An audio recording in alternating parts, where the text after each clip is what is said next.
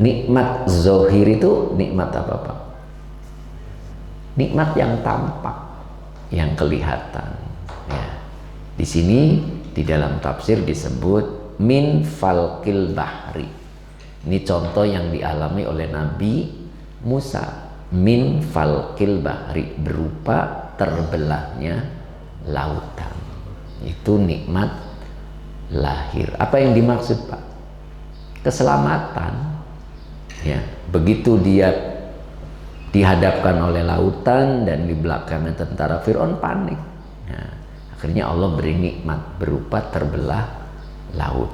Nah, berarti nilai keselamatan itu adalah nikmat lahir, mahal. Waalaikumsalam. Monggo Pak. Nikmat lahir mahal.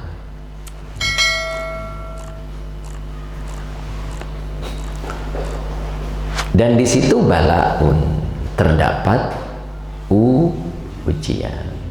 Nah, terus dilanjut di sini ada berikutnya adalah wal manna wassalwa. Wal manna wassalwa. Manna itu apa? Dulu zaman Nabi Musa, al manna itu sejenis minuman seperti madu, rasanya manis gitu ya. Kalau sekarang ya mungkin tepat dengan Ramadan ya sirup lah ya. itu minuman-minuman ya. Terus wassalwa sejenis burung, berarti kan gorengan burung zaman dulu. Sekarang kan fried cekar, model-model gitu. Nah, ternyata itu yang disebut nikmatun zohiratun. Maknanya apa Pak?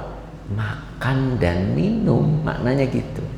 Ketika kita bisa makan, bisa minum, itu jenis nikmat lahiriah. Makanya jaga lambung, gitu kan?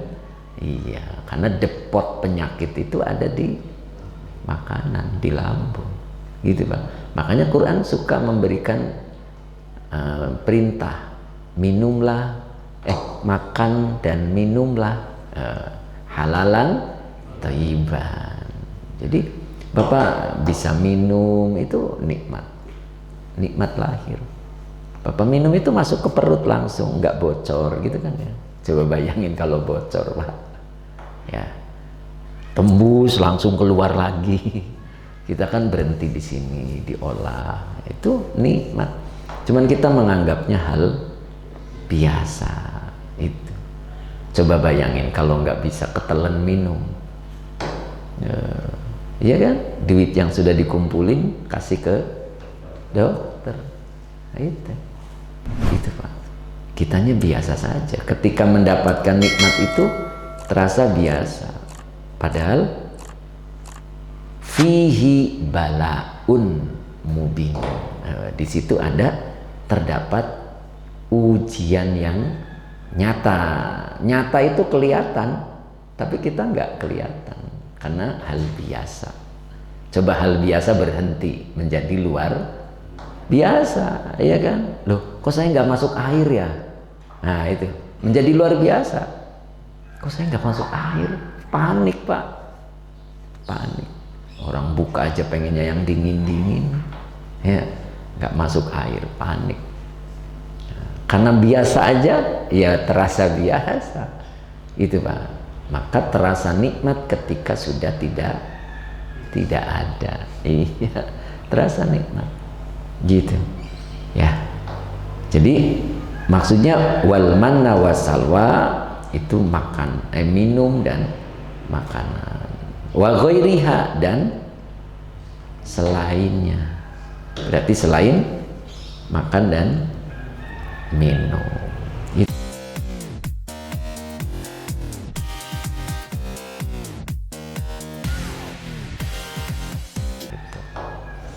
Jadi yang mau saya bicarakan tentang nikmatun zohiratun. Ternyata nikmat yang nyata itu di dalamnya terdapat bala, ujian. Ya, innama nahnu fitnatun. Sesungguhnya kami hanyalah fitnah. Fitnah itu artinya Banyak Pak kalau lihat di kamus. Di antaranya itu pecah belah. Nikmat itu fitnatun itu di antaranya artinya pecah belah. Yang membikin kita menjadi pecah belah. Gitu. Dulu waktu belum berpunya kita masih rajin ke masjid. Ketika berpunya pecah. Nah, dulu baik dengan tetangga, pecah, itu fitnah. Jadi maknanya di antara sekian makna itu ada yang disebut dengan pecah belah. Makanya al fitnatu asyaddu minal qatl. Fitnah itu lebih kejam daripada pembunuhan, itu maknanya itu.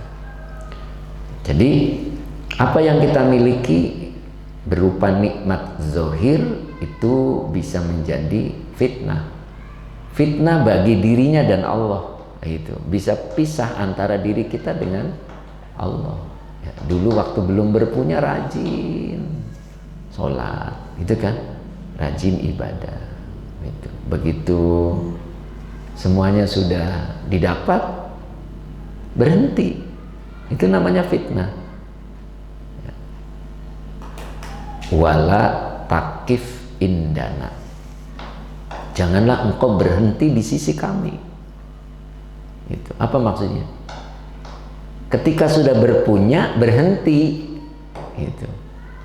Waktu belum berpunya, rajinnya minta ampun. Sampai ngaji juga nanyain. Udah tahu jadwalnya hari Minggu, masih nanyain. Pengajian kapan? Kan hari Minggu. Sekarang hari Rabu, masih lama. Itu saking semangatnya. Pas sudah dapat, diem. Nah, itu namanya takif indana. Itu berarti kena fitnah. Kena fitnah, Pak. Mengkufuri. Ya. Apa yang kita miliki itu berbicara. Innama nahnu fitnah.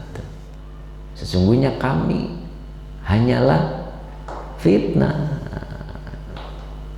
Kita tidak bisa mendengar seperti Nabi Sulaiman, ya kan? Makanya Nabi Sulaiman kenapa semakin tua semakin kaya?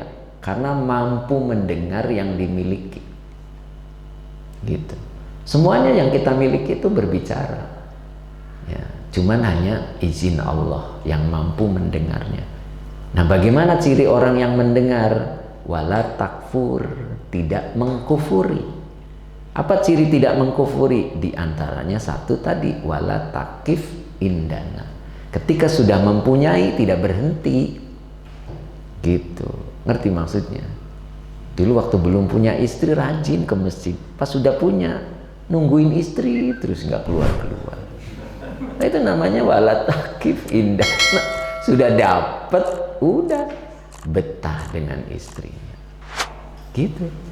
Itu namanya istrinya menjadi fitnah, ya, pemecah belah antara dirinya dengan Allah, gitu.